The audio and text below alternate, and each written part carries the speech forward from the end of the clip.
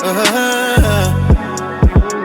than I need, what you want, girl, it's yours.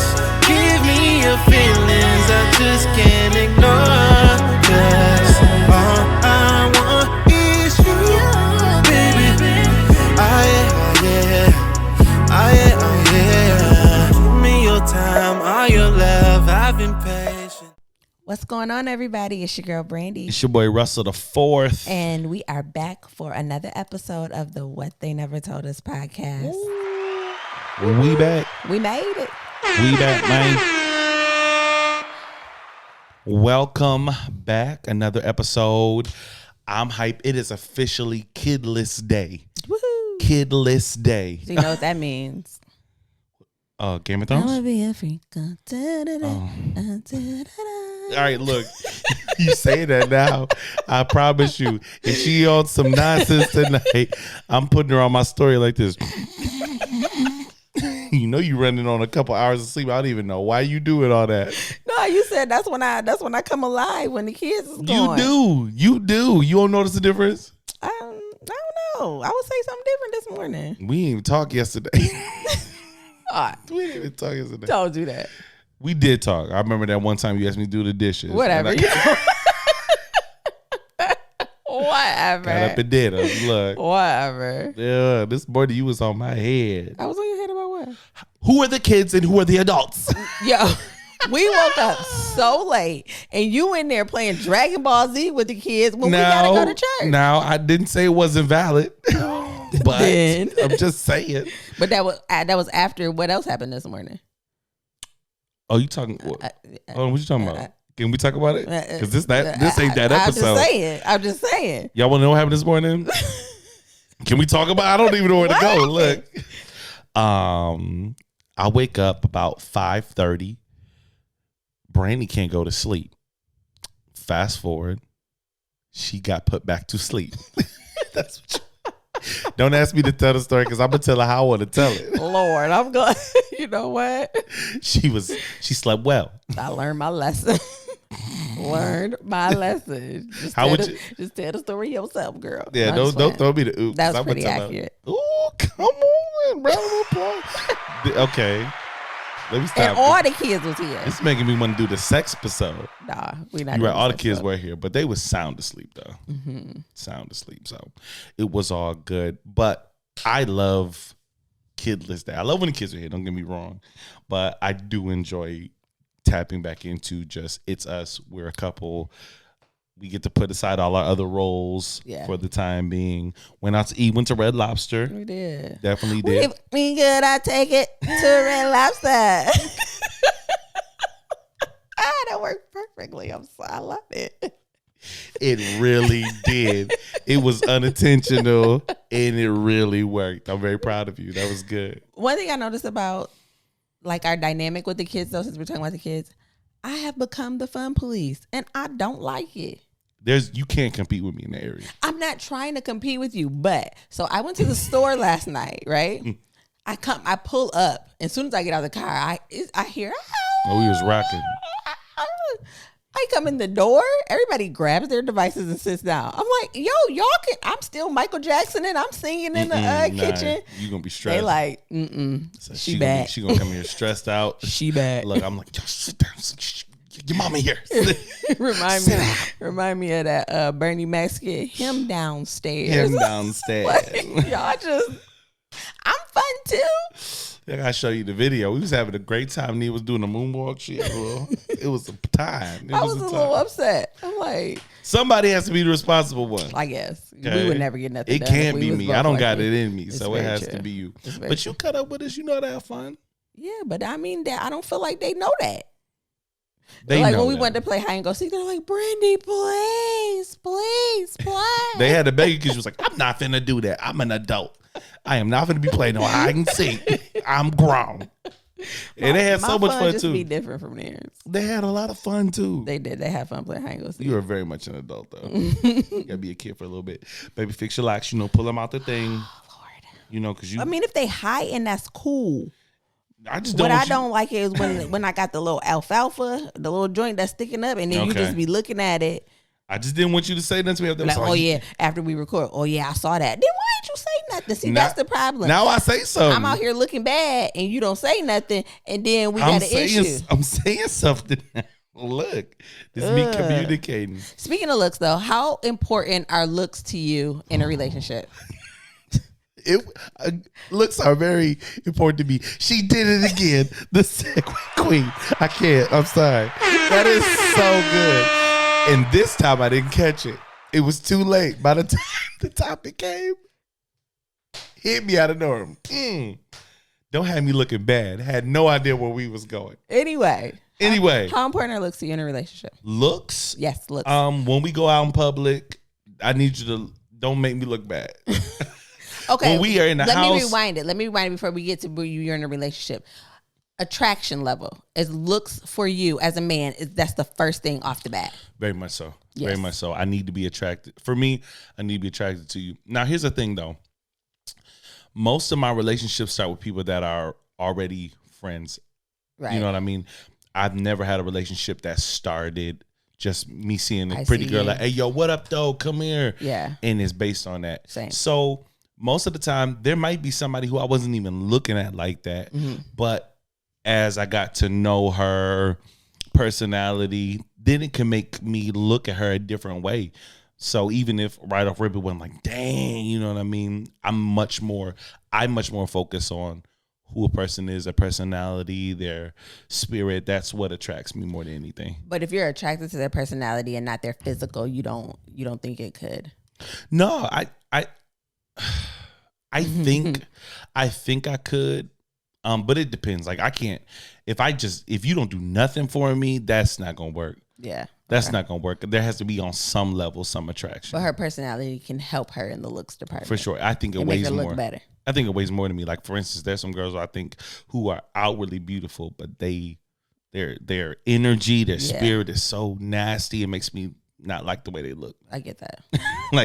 That's where much more emphasis is on. But as a man though, I think just off rip, looks are very much more, for a man hardwired into the beginning of what attracts us. See, I think women don't say it a lot, but it is for women too.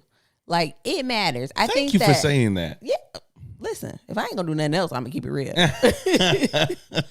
And I think what can happen though for women is if we're not initially attracted to you, we may still give you a chance. Whereas I think some men, not all, like if they're not attracted to you, that's it.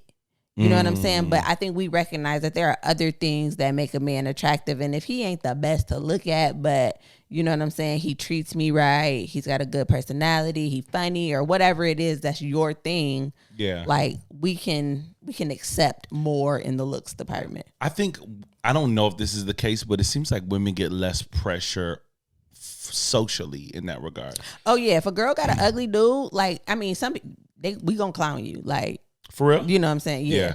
But I think it's more acceptable. Like, and for the guy, it's like, oh, he put her. You know what I'm saying? Yeah. Like dudes get it bad though. Yeah. Like when you every dude's gonna know what I'm talking about. Like when you bring your girl around the family, you always got that one uncle, especially in the African American context. It's like, I see you, nephew. Like, hey, I see you. I see you. That's you what happens when you bring me around your family. Yeah, like I mean, honestly, men get a lot of pressure on what you said. That's what's gonna happen when I bring you around my family. Yeah. They know what you look like already. They already talk to me like they know you. I'm like, you ain't never met her. I just love Brandy. You don't know her. I'm just lovable. That's just what it is. But yeah, no, like especially in the locker room, they be like, if you have a good, say you really attracted to her, right? Mm-hmm. You've connected with her on a spiritual, emotional level. Maybe she's a big girl, right? Say you have really shallow, just stupid friends. I know some dudes who could be really mean about that type of stuff. Like they got something against big girls, or do you think that's changed though? Because I don't know, big girls is winning now. I be seeing. I think there's been a body positivity movement, but at the same time, when you look at society, like they're so shallow. That's why the butt implant industry is doing so well. But BBLs is all the rage. Like people are still chasing this ideal body type. And yes, that's changed. And I do think thick, Lizzo, I think it's lightened up a little bit. I think people I are hate just. that Lizzo has been the spokeswoman for it. Like, Why you hate it? I'm glad somebody did it. And I mean, I'm glad that they did it, but it's like every time a big girl brought up, we got to bring up Lizzo. Like, I don't know. let her live. I don't know no other representatives. Like somebody from the Big Girl Commission, let me know. But I think people are just waking up, and there's a lot more like, no, this is me, and I don't have to accept like the spoon-fed version of what I'm supposed to look like. You know what I'm saying? I can tell you that, like, I've been on TikTok for probably about a year and a half now, and the amount of, and I don't even know if that's offensive to call them big girls, but pleasantly plump, I don't know what the word is. Big girls, just say that, because pleasantly plump is like, that's gonna get you cussed out under these comments.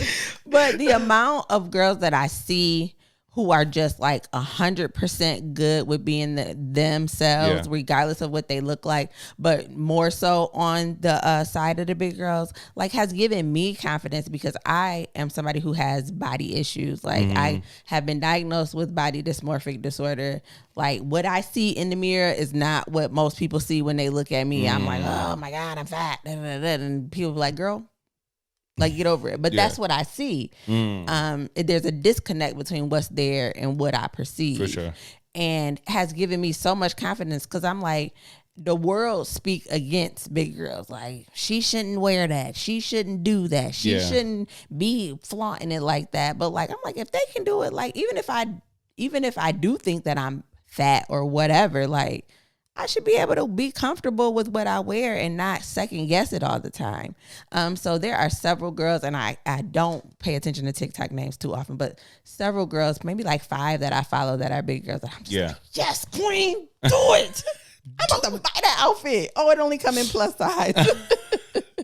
Yeah, no, I think, and I'm glad you brought that up, because there's on the man side, you rarely hear men speak about body issues. You rarely hear about eating disorders being associated with men. Yeah. You rarely hear about body dysmorphia being associated with men.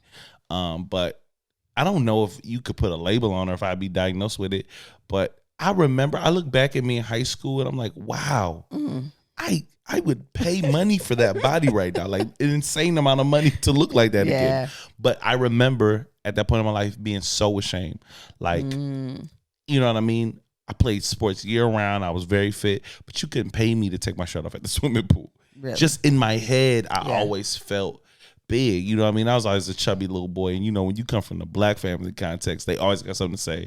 Boy, you don't need no more chicken. Well, look, wait, that's you telling you gonna be big just like it. You know what I mean? Like they always got something to say. Your dad was a big guy too. He was. Yeah. He was. So, and he always warned me. I'm telling you, look at me. Like, you know, you know what I mean? He always warned me about this stuff. So it made me hyper focused on my body in a negative sense. You know what I mean? So I do relate to what you're saying with like that whole not seeing myself accurately. Yeah. And seeing how that affects me in life in general. This hypersensitivity, this awareness to things that no one is paying attention to. Yeah. As a big boy, every big boy know this one right here, like when you sitting down and that you constantly pull at your shirt. Crazy when we first started dating. I think as someone who is hyper aware of what she looks like all the time, and not in the fact that like, oh, I have to be perfect, but I know what to wear to hide what, how to sit, how to, you know, so that's why sometimes when we watch the episode back, I'm like, oh my God, I look so pregnant. I look, you know what I'm saying? Because I'm like, oh, I wasn't paying attention then. Which goes to my comfortability in our relationship, which I want to get back to eventually. Okay, for sure. But I think because I know those things about myself, it makes me more aware to see them in other people. So when we first started dating, I asked you plainly, like, why do you keep pulling on your clothes? Like, because we would just be on the couch and you'd be like, you are your skinny girl observations. I'm like, if you do not leave me alone. Why are you wearing 2 shirts? These are big boy rules. We layer. You got on a beater and a leave me alone. But to me, it didn't make sense. I'm like, if you feel like you look big, why are you layering more?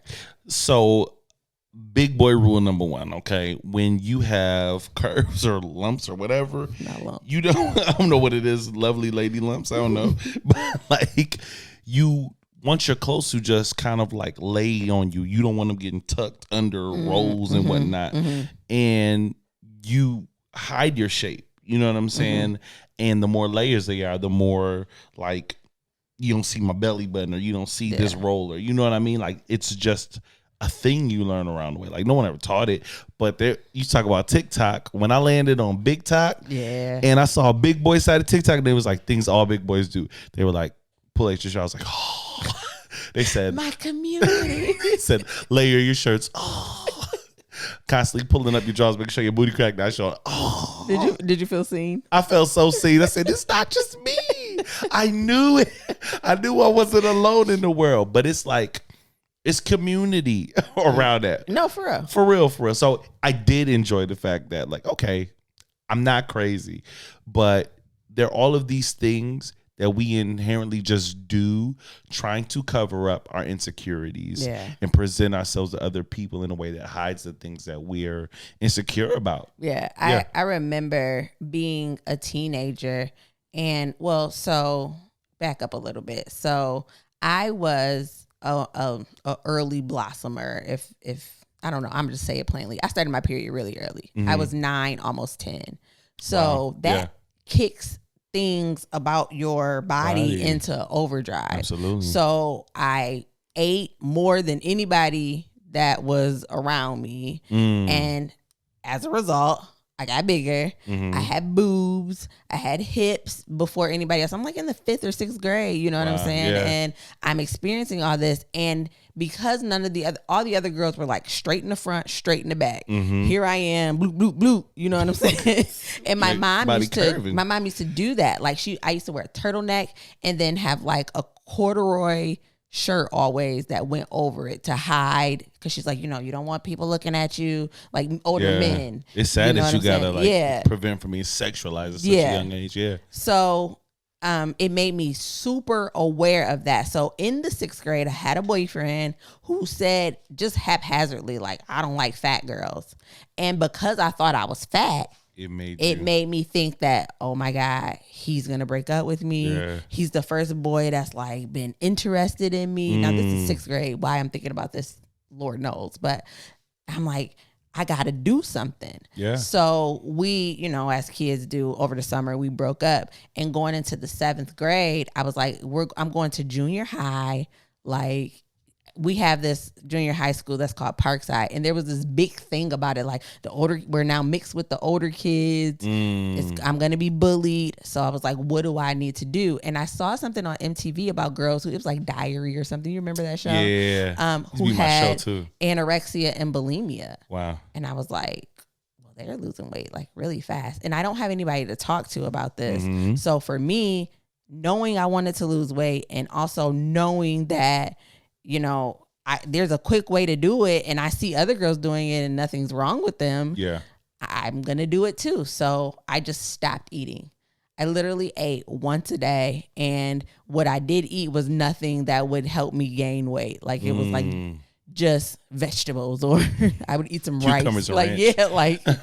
I would starve myself. I would go to school when we got back in school, go to school all day and don't eat nothing. And then come home. I had a Black grandma, so she made sure that I ate, but I would take the smallest portion to satisfy her of everything and like pick around my plate. So in my 7th grade photo, I really just look like a head. Yo, that's what that's how I met you. That's how I remember you. There's this picture that's burned in my brain. You had on like a Tommy Hilfiger outfit. You know what I'm talking about? I don't know. No, I don't know. Sure. It's burned in my brain. But I remember you. That's how I met you. You were rail thin. Yeah. Wow. That's why it was not natural by any means. If you look at my 6th grade picture compared to my 7th grade picture, and the funny thing is, I have a cousin whose name is Brandon, and we're like a couple weeks apart, right? And so his photo is right above mine in the yearbook, and we literally look like twins. And if you remember Brandon back then, he was a rail thin. Yeah. So we literally look like twins there in the crazy. row. I mean, I was skinny, maybe 100 pounds from 7th grade to 12th grade. I graduated, got pregnant, and at my heaviest weight when I was pregnant with my first son, I was 116 pounds. Wow, man. So let me ask you this: at this stage in life, right? You're a grown woman. You have come and have been educated on, okay, what fueled that, not seeing yourself properly, right? Mm-hmm. At this stage in life, does it ever get to a point where you're just like, oh, I don't deal with that anymore? Absolutely not. Or is it just something that you have to constantly affirm to yourself, making a decision to think differently, to not let it affect you? How do you navigate that at this stage in life? I honestly believe that eating disorders are much like any other disorder or disease of addiction. Yeah. If you are an alcoholic, you get sober, you're still always qualify yourself as an alcoholic. Mm-hmm. I still qualify myself as someone who has body dysmorphic disorder. So I think in the old context, people only focused on the eating disorder. Yeah. And not what was causing the eating disorder. That's just because I don't see myself properly. Yeah. So in order to get to what I want to see, I have to do these things. Some people are the opposite. Some people are super skinny and they want to put on weight, so they just eat themselves crazy, thinking that that's going to, but it's just because you don't see yourself properly. Yourself properly. So it is absolutely something that I deal with every day. And I think that, no, matter of fact, I know that my relationship with Christ has helped me in that area. Yeah. But like anything else, like you have to speak against those things all the time. Every time that I get dressed, I spend an ignorant amount of time in the mirror making sure that things are like where I need them to be. I don't wear certain underwear because they cut under the fold of my stomach and it makes it look more exaggerated. So I mean, there are times when you touch me and I immediately tense up because you touch me in a place that I'm insecure about. Wow. So this is like, you brought up a relationship with Christ, but I think it's, I can't remember what the exact wording is, but it's something to the effect of casting down vain imaginations, right? Like making a point that when thoughts come to you that you know are opposite of what you've come to learn about yourself through Christ, you make it a point to be like, no. Yeah. Like, okay, I'm tensing up. No. You know what I mean? Like it's that constant shutting down those thoughts. Yeah. That's powerful. When I got divorced, I think it reinforced all the things that I thought about myself. Like you're fat, you're ugly, he's not attracted to you, all those things. And so having my relationship with Christ and having those daily affirmations that come directly from the word of God that I know is not a lie. You know what I'm saying? So no matter what my mind is telling me, I know that this is the truth. You know what I'm saying? Sure. This right here in the word, that's the truth. You can't get no more truer than that. That's so right. If that is about me, then I can tell myself that. And even if I don't believe it yet, I still know it's the truth and I'm speaking it over myself all the time. So I don't have to do that as much. But definitely have to remind myself. I mean, there are times where I'm just like, let him love on you. Like in my head, I'm like, let him love on you. Let him love on you. Yeah. Like, because I'm like, oh, he touched there. Oh, he's doing this. I don't like that. I wonder if I got a roll sticking up if he put me in this position, or you know what I'm saying? Like, those are all things that actively come into my mind. Yeah. That's real. And if I'm being honest with you, when I hear you expound on it, I'm like, well, this is my experiences as well. You know what I mean? Like, I think the, and I don't know if it's like this in every society, every culture, and I'd be interested to hear from our international listeners. You know, I mean, we're over here in the States, but, we have people who listen from Africa and Europe and different places. And I'm curious as to kind of what the context is over there. I know over here, there's a ton of emphasis on the physicality of people, what they look like, what's the acceptable body type. And for me, like I said, I've always wrestled with that. And I think I've learned where my strengths were at. So there were things that I would do to match that. I'll never forget the first, it was God rest her soul, Shakia. She was the first girl that ever showed me attention. And it wasn't in a flirty way. It was just like, wow, you're popular, you're pretty, and you like talking to me, right? And at the time, 7th grade, I wish I had a picture to put on the screen because it was a mess. Like I had these thick glasses. We can do that. The in fro. Post. We won't though. Crooked teeth. Like I was the embodiment of nerd 7th grade, right? I think the people deserve that. I need you to quit. You saying, okay. Well, then don't. Okay. you pushing the narrative. We can put my 7th grade picture. I don't know where it's at. So I got one. But I was just uncool kid. But I learned then, wow, this is my ticket to engaging with people who in my mind are out of my league or prettier than me or whatever. Being funny. Yeah, I'm being funny. It's personality. So that's when I started interacting with Shakia, and I try to interact with you, but you were so daggone mean to me. You was a little bully. But I got to talk to you guys. And then between 7th grade and 8th grade is when I experienced, like, I learned how to put myself together. Get some contact lens. Let's get you some braces. Brush your hair, okay? Quit getting your hair cut by Alvin. We gonna go to baby. To Stefan. It was a radical transformation, but I noticed how differently people treated me based on what I looked like. And it communicated something to me. I don't think I was aware of it at the time, but subconsciously what that communicated to me was you have to look a certain way for people to be nice to you, right? And that just continued throughout my life. So in college, fast forward, I've always felt big. I've always been big in my mind. I was 190 all through high school, and it was like a muscular 190 too. You feel me? But in college, when you don't got mom's cooking and everything you eat is fast food, college food, you know what I mean? I blew up. I think between freshman year of college to the end of my sophomore year, I might have gained like over 100 some pounds. You put on the freshman 15 times like 4? Oh no, freshman 40 times 2. It was bad. And it just continued. So fast forward, get married, get depressed, and eating was my coping mechanism. And I got bigger and I got bigger and I got bigger. At my max, I was 385, I think, almost 400 pounds.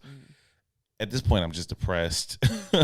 And I made a decision like, okay, I got kids. I'm not trying to die early.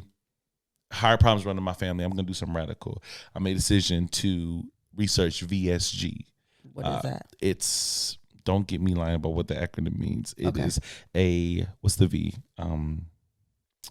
Vertical sleeve gastrotomy. So it's like a bariatric surgery. It's a bariatric surgery. Okay. It's one called the sleeve. It's not the more evasive surgery is the one everybody knows about, which is the gastric bypass. There's one under that, and that's called a sleeve. Okay. It's less serious. You can live life normally. You just don't eat as much. And then once again, that same thing was learned again, because as I started losing weight, oh my God, the different ways people treated me was insane. That coordinated with me getting separated from my wife. So now I'm out here with nobody to answer to in my own apartment, and I'm getting attention now. You know and you look good. I look good. You know what I'm saying? And it just kind of reaffirmed that thing to me. Like, you have to look this way to be accepted. I'm going to ask a probing question. Yes. You need to stop drinking that. That's why you keep burping. I'm burping in the mic? Yes. My bad, y'all. What role do you think that your weight played in the deterioration of your relationship? I don't know. So these are I'm about to be dumb vulnerable with y'all. These are the things that I ask myself, right? So when we weren't being one of the huge issues in our marriage was there was a lack of romance, a lack of intimacy. My love language, one of my biggest ones is touch. That wasn't happening at all. So that increased the need for intimacy, sex. We weren't having that at all. This is 100% honest as I can get. In my mind, of course, man, I'm gaining weight. She doesn't find me attractive. Man, it's me, yada, yada, yada. So I don't know if that's the case. She's far too nice to ever communicate that to me. And she never did.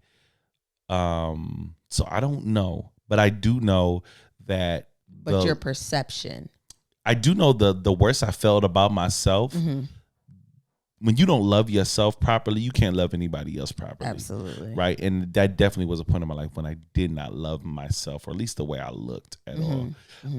So that was difficult. That definitely was difficult. So I don't know how accurately I can say how much it contributed, but it definitely was a factor for sure. Yeah, I think we talked before about the stories that we tell ourselves and whether or not it's accurate or not. So I had a similar experience. So I had my second son right before me and my ex-husband got married. And when they talk about snapback, it was real. Like, it was like, no baby, ooh, baby, no baby. Like, I looked good, right? Little switchy.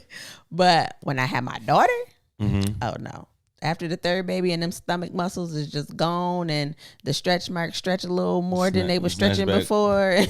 the snapback slowed down and I was older. Yeah. So the snapback was not snapping, right? Snapping like it was supposed to. Nah. Okay. And so I didn't feel good about myself. And I knew that this is the thing that I fought against since I was in the 6th grade, is getting to this place. Yeah. Like, this is why I didn't eat. This is why I over exercise, like, because I didn't want to be exactly where I am. And you have people telling you, you know, oh, it's because you just had a baby and give yourself time. And not that there's anything wrong with that, but if your mind, if your thoughts are not correct, somebody telling you that doesn't make it better. Right. In fact, it makes it worse. It's like, oh, you notice it too.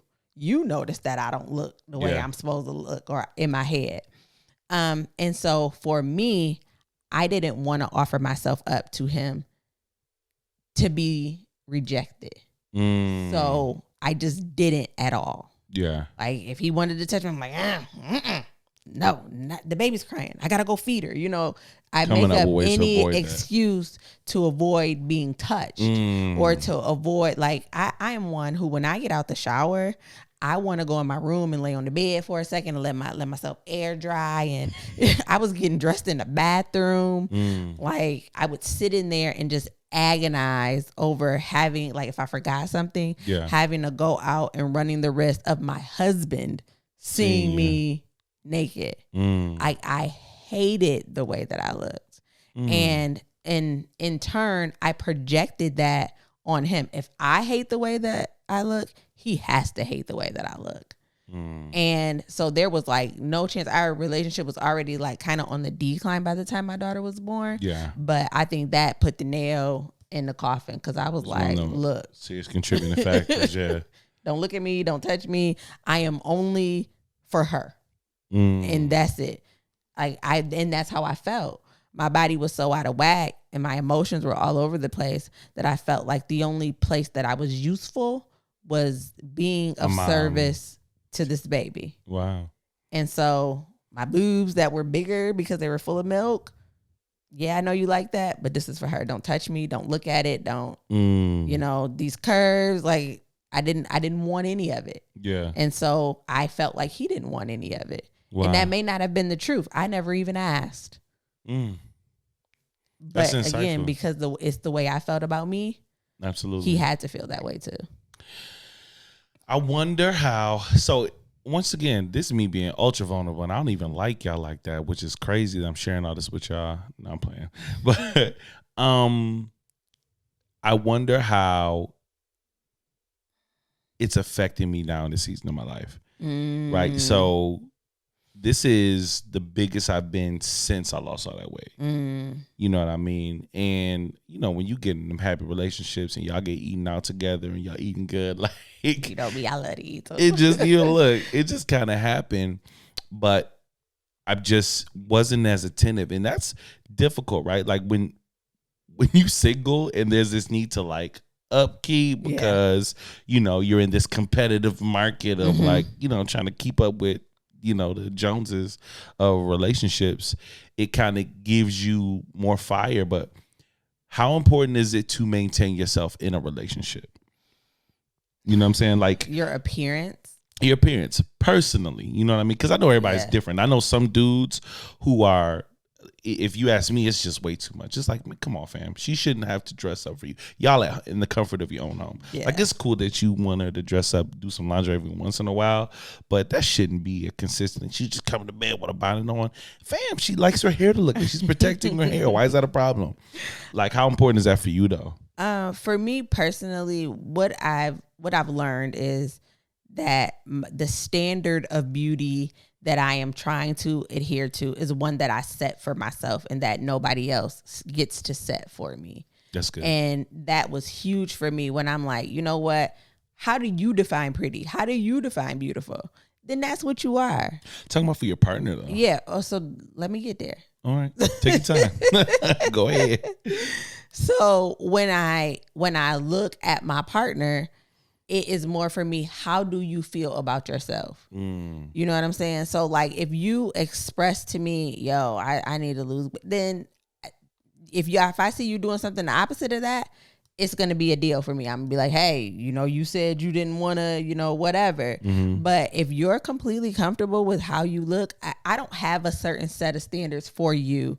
Like, you need to be a certain way. You need to do this. You need to do that. Like, I look at how you feel about yourself. And I'm going to love you regardless. So if you're not happy with what you see, then I would work with you to do something better. Like, you need me to cook different. You need me to whatever. But as long as you're good, I'm going to keep feeding you. For sure. For sure. So it's not as important to me as it used to be. Now, I think I'm going to be completely honest.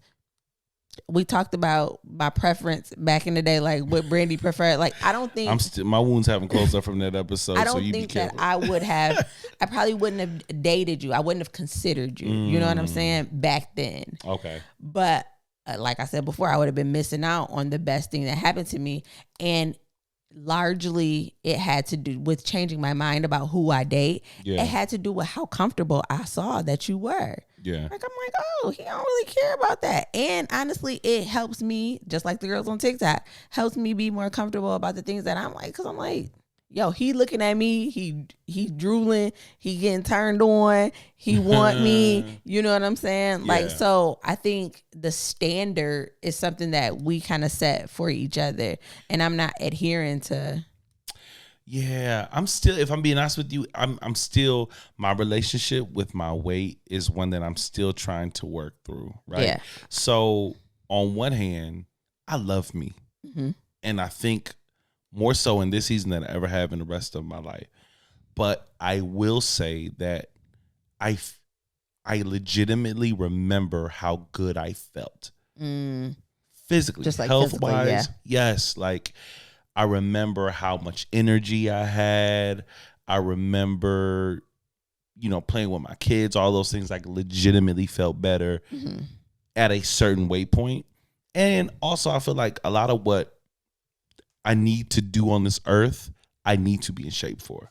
You know what I mean? Not for presentation purposes. I just mean for the energy that it takes, you know what I mean, to do. I feel like, you know, I'm commissioned to do. Like, it's going to take me performing at my most optimal self, you know what I mean? Also, discipline. Not so much looking like something, but committing to something. Being disciplined in that regard. So that's something that I'm trying to balance it out and approach it from a healthy place, and not because, oh, I can't look like this, or constantly on the scale. That's another thing. When I was losing weight, my relationship with the scale was so unhealthy. Every morning, I didn't lose weight. So if I didn't lose the amount of weight that I wanted to that day, I would, you know, adjust my eating.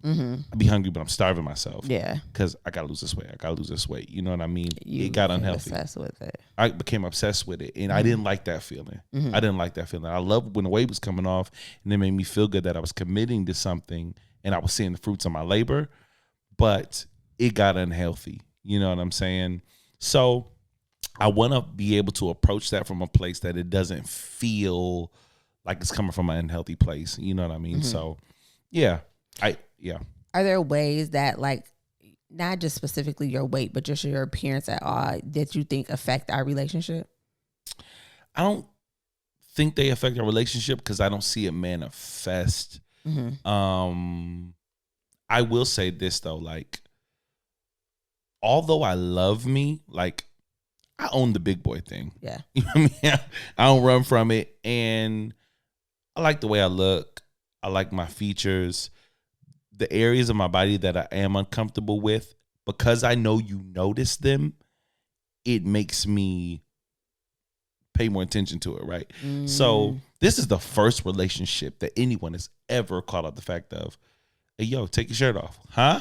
What you mean? Like, why can't I leave my beater on? You know what I mean? Like, nah, you know what I mean? Take your clothes off. Like, oh, do I have to? Like, Yes. like, I wouldn't like that. You know what I'm saying? Yeah.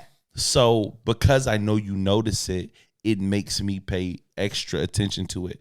And I don't know if it affects the relationship as much as, like, for us to have achieved the level of intimacy that we have, when there are other areas of our life that is not apparent or that's not the same level of intimacy, I think it's just noticeable. So it definitely creates a barrier. You know what I mean? So that's what I was gonna say, as far as that particular issue with you not, like, feeling comfortable being completely undressed. To me, I understand it, so I don't push it. Like, there was one time where I was like, I need this, and you did it, and it was lovely. I'm glad you enjoyed it, because I was sitting there like, oh man, I can't even thrust hard because my body doing like this.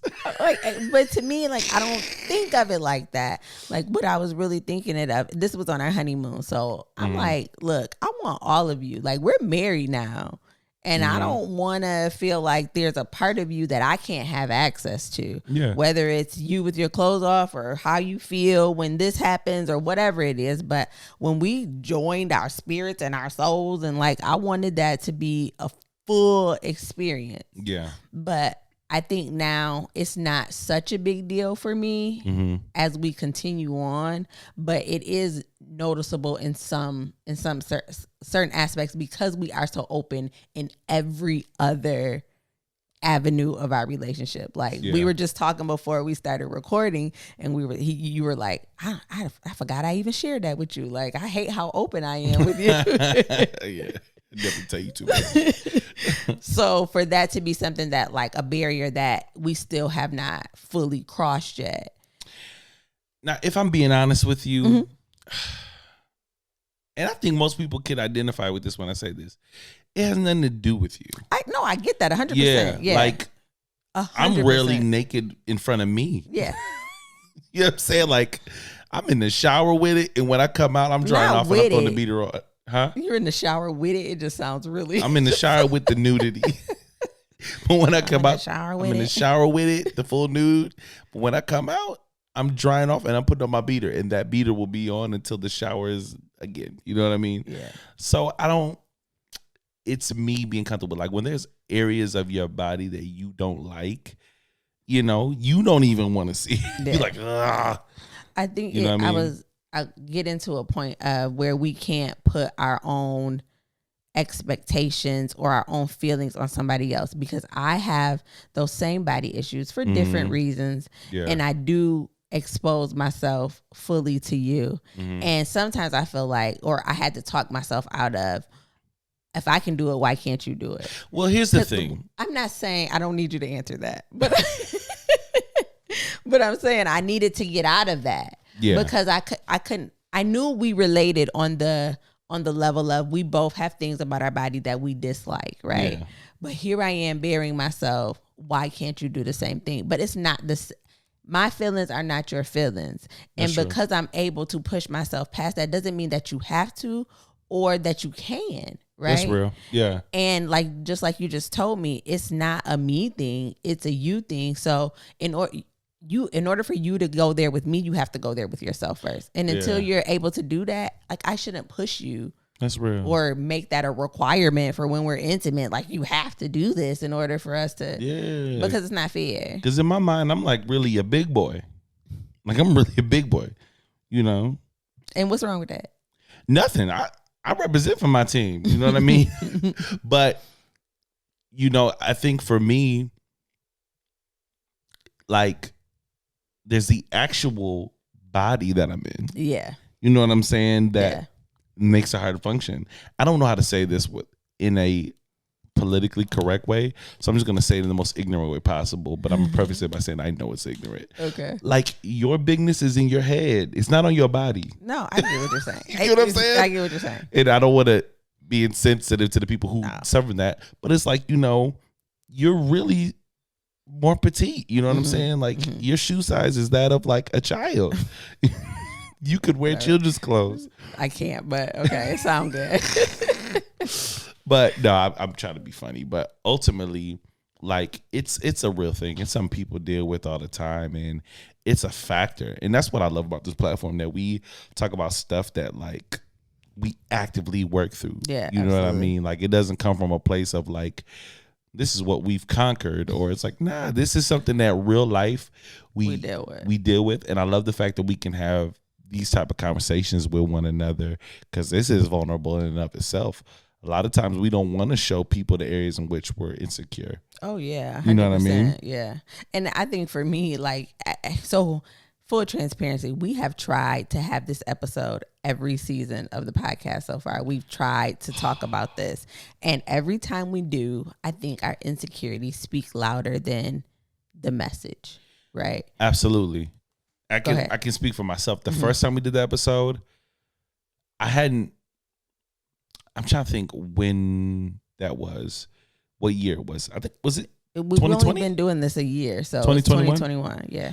I still wasn't at peace with certain things. So I can't talk about it in a transparent way. Because you're still wrestling with it. Absolutely. Every time we try to film this episode, I never mentioned my procedure. Yeah. And I asked you that. Remember, I said, why Yeah. don't you talk about that? And in my mind, I said, well, you know, it ain't anybody's business. But the truth of the matter is, you know, and I've never covered up. Like, everybody who's in my life, like, I told, you know what I mean? But to tell the world, you know what I'm saying? I don't want to be judged. I don't want to be that. But I mean, the more I get, like, the closer I get to God and get affirmed, like, who I am, and the more I get postured in that, I get freed up from so much stuff. Like, talking about it today I don't think I realized that I talked about it until I was already in it. And I'm like, oh, wait. You know what I mean? Think too, like, that specific procedure gets a lot of flack because people say it's cheating, right? But I think it helps to let people know, like, yo, it's a real thing, and sometimes people need help, right? And like, for me, anybody in my family, like, so I always used to think when I was going through the throes of my eating disorder, how come nobody notices this?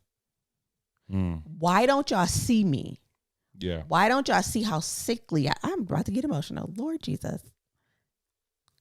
Why don't y'all see how bad I look? Why don't y'all see this cry? It was really a cry for help. Like, I'm dealing with a bunch of emotions. Yeah. The easiest one to deal with is the fact that I don't like the way that I look. Yeah. But everything else, the abandonment, the resentment, the anger, the frustration, the loneliness, Fueling. Fueling that. Absolutely. And I can say now with full assurance that me losing all that weight that fast was because I didn't like the way that I looked, but it was also because I was like, somebody's gonna notice this. Like, this is gonna be a way that people finally see me. And you think you were conscious of that, or was it more, looking back, was it subconscious? Like, no, I definitely felt unseen, right? Growing up. And it's crazy because in my family, I think amongst the cousins, they would say, oh, Brandy was the favorite, or, you know, whatever. But I didn't feel like that. You know what I'm saying? And father wounds was definitely very present in why I didn't feel that, but I just didn't feel that. You know, my mom was a single mom. She worked like crazy, and I just felt like I was being passed on to people.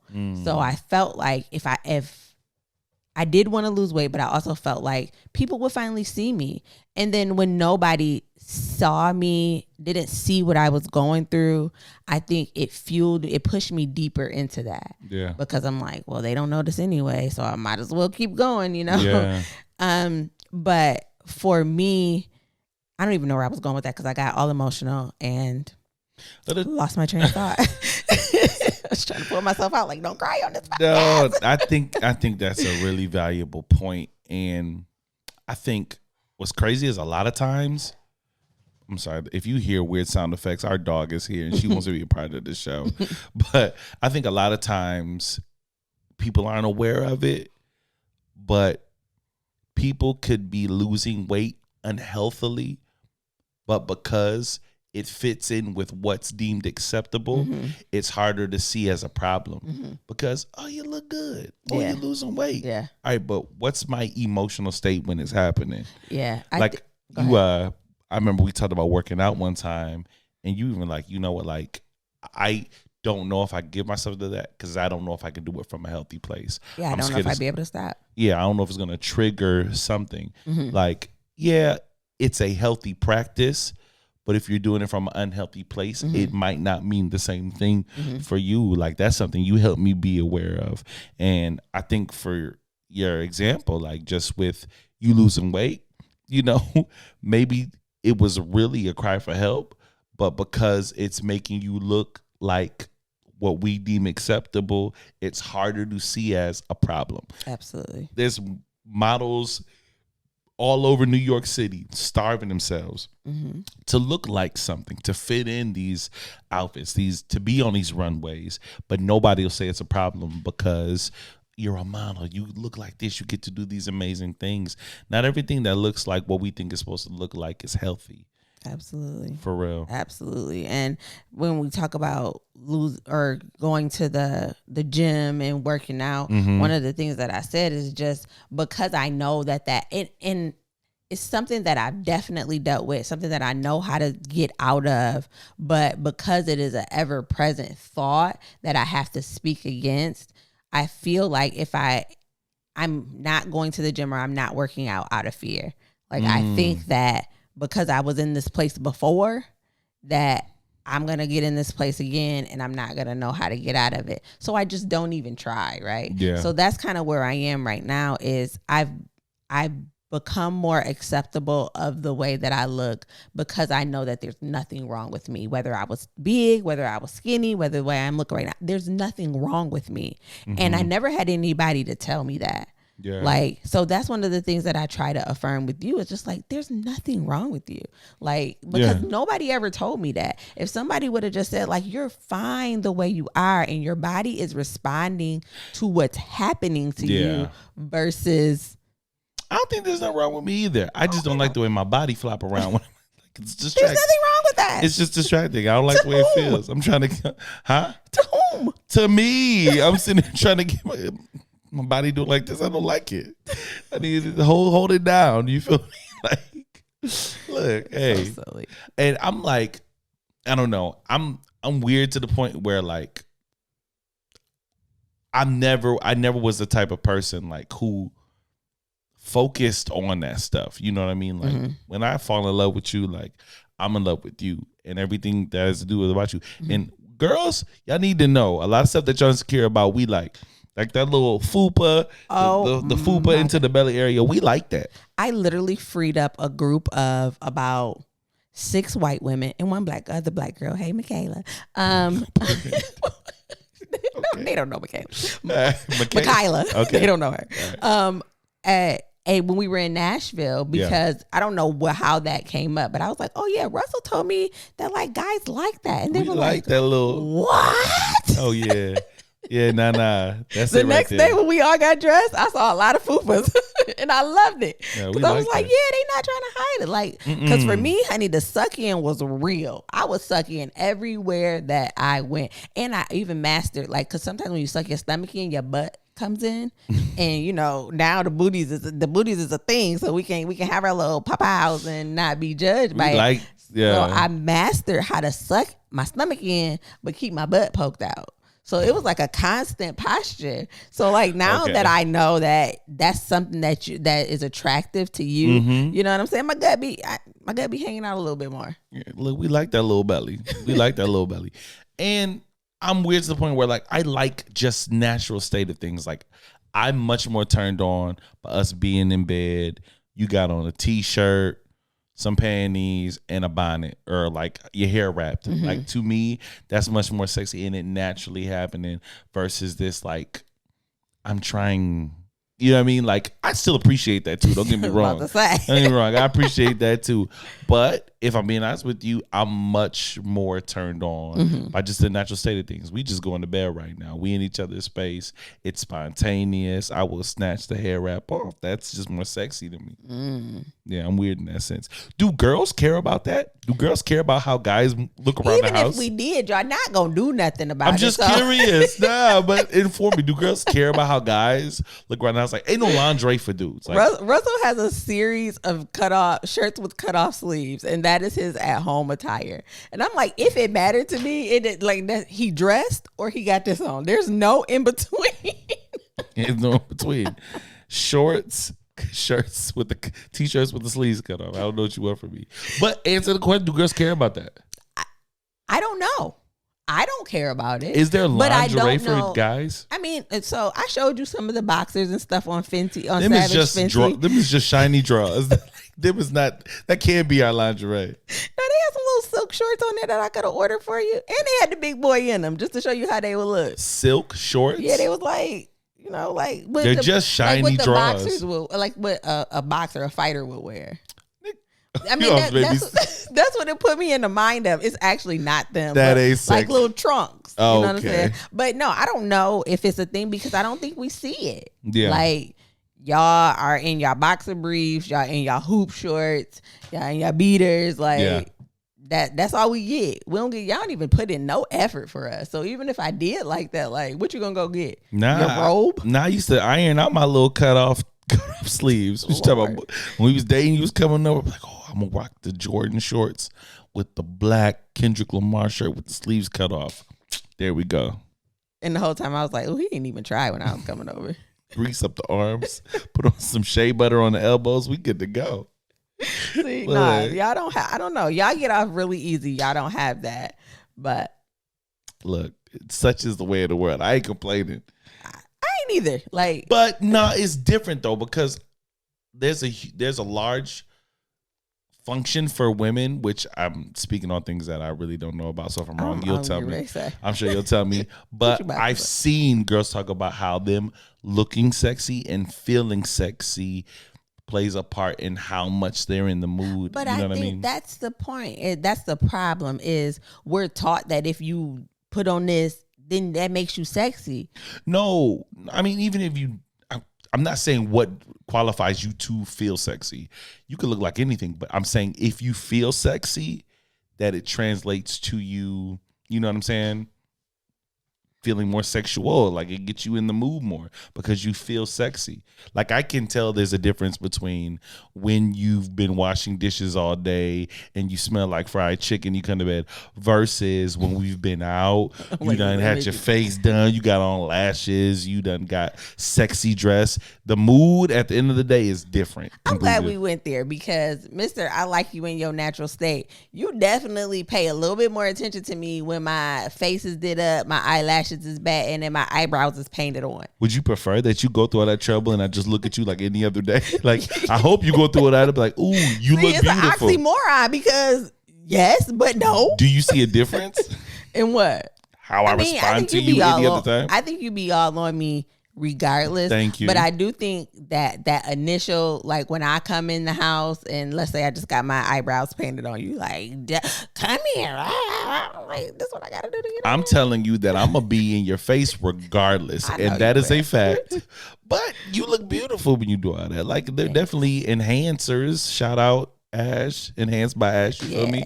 Like they're definitely enhancers, but I don't need that at all. You'll get it right I do now. that for me. I'll cut all this off. There are just some things that for me, I like to do to make myself feel good.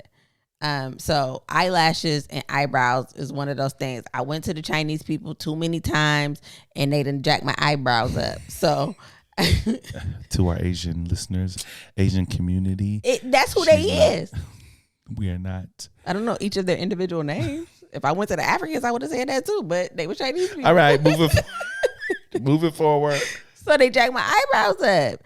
And so it's one of the things that I just don't like. And I think that if you have something about you that you don't like it's okay to get it fixed. I think like BBLs and breast augmentations and SVGs and what's it called? What's an SVG? VSG. What is it called? What's that? SVG. That's what Sisters I use on of Virtuous that's what I Gospel. use on my cricket machine. What's it called? VSG. A VSG. Yeah, all those things. Like if it's literally something that's going to help you feel better about yourself, then do it. It's just when your motivation is off that and moderation as well. Yeah, that's true. Yeah. It's when your motivation is off where it becomes a problem. So for me now, where I'm at, I like my long eyelashes. I like my eyebrows. I don't get makeup. I don't put on anything. Yeah. At home myself, but those are the things that just make me feel good about Brandy. So I do like to do that, and when you notice it, it is like it makes me feel good. But then when I don't have it on, I do feel like, dang, can I get a little toot toot? Can I get an air horn or some sprinkles or something? I got you. Say less. I got you. Let me know it's okay to just be plain face and everything. But for sure. No, I think there are just things that I do for myself now that I'm glad that you like and that you appreciate, but it ain't for you. That's cap. It ain't. But there's It's for me. But I'm glad that you mentioned about your motivation for acquiring certain beauty enhancers, right? Because that's so key, right? And it's funny you mentioned me and the kids having a party while you went to the store. We was watching Michael Jackson. So they started off watching Jackson 5 and they were like, oh, that's little Michael Jackson. So they were watching them, and then the video just kept progressing. Yeah. So by the time we got to Rock My World, they were like, who is that man? why does he look white? Like, why does he look this? So I mean, I can't speak on the inner working of his emotions, and this is no knock to him, but you will see a lot of people who approach these drastic beauty body enhancements due to them just not seeing themselves properly, right? And that's when it goes to your motivation, right? So I'm not speaking specifically about Michael Jackson, but I say before you go trying to fix the outside, you got to work on the inside first. So when you do approach these things, you're doing it from a place of health. It's like, okay, no, I like wearing these type of shirts. It doesn't fit right with my chest, you know what I mean? And I'm at a point in my life where I want my chest to sit up, you know what I mean? So I'm approaching breast augmentation from a healthy place versus I don't like me. I don't love me. I hate the way that I look. And this will fix that. Because the truth of the matter is when the inside ain't right, nothing you do to the outside is going to fix inside problems. 100%. That showed through clearly with my eating disorder. Like, I'm super was no skinny. point where you fix it. Yeah. But I still feel this way. Yeah, that's real. Yeah. That's real. Yo, way more vulnerable than I wanted to be today. And she ain't gonna tell you this, but she switched up the topic. We weren't supposed to talk about this. We was just right before we cut him. Hey, I think we should switch to the topic. But I'm really glad you did. The Holy Spirit. When you was praying, I was like, I'm really glad you did. And I'm glad I was able to approach this conversation from a point where I'm at in life, where I'm able to talk about it freely. I'm not like, oh, I can't, bring this up. I can't say that. Yeah, that part. So good conversation. Hit us up. Let us know if this is the type of stuff that blessed you, benefited you, what you got from it. As always, leave a review if you can via Apple Podcasts or Spotify, YouTube, wherever you're checking us out at. Let us know what you think about this episode. And you can always follow us as well on Patreon. The link is in the description of the video. Shout out to the Patriots. Keep trying to make fetch happen. We uploaded some exclusive content for the first time this week. Absolutely. And more will be on the way. And I'm just shameless plug, like that episode, little half episode that we uploaded on there was so good. I was like, I'm so glad we talked about this. I wish everybody could see this. Man, I wish we didn't. I wish it went just for Patreon. But no, we're glad to share with the people that they're like, yo, that we like the episodes, but we want more. So or that they just see a value and they know that that's a way that they can pour into us. Because the same people that watch us on Patreon also watch us on YouTube and come and see us on Facebook. But because they believe in what we're doing and they know that it is a way that they can pour into us monetarily, they choose to subscribe to our Patreon. And also some people just like want more. You know what I mean? Like, I don't want everybody to come to Patreon. It's like, it's not the normal. Let me give to the charity. Like, nah, it's not that. But it's just another way to support the show. Absolutely. And there's other ways than that. You can check us out tomorrow for the Facebook and YouTube Live. If you watch us on Facebook, there's ways to give on there. There's a star icon on the bottom you can bless us with. Our Cash App, $, what they never told us. Always a support, but just y'all being here, rocking with us, listening faithfully every week.